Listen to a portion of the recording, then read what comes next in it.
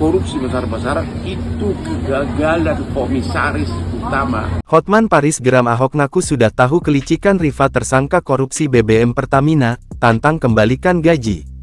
Hotman Paris menyindir Basuki Cahayapurnama alias Ahok yang turut menyebut bahwa tersangka korupsi Pertamina pernah dimarahinya.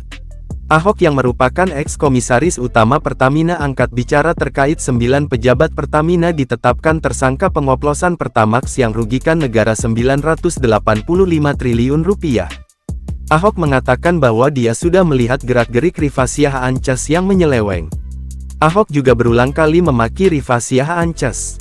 Namun kata Ahok, dia tidak bisa melakukan pemecatan gegara, dia cuma seorang komisaris utama Pertamina.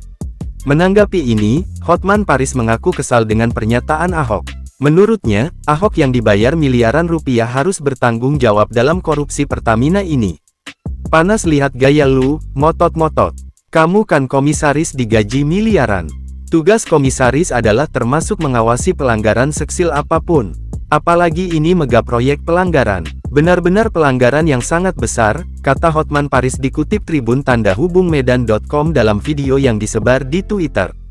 Hotman Paris juga menyarankan agar Ahok minta maaf ke publik telah lalai dalam pengawasan. Hotman Paris juga menantang Ahok untuk mengembalikan gajinya selama menjabat sebagai komisaris utama Pertamina.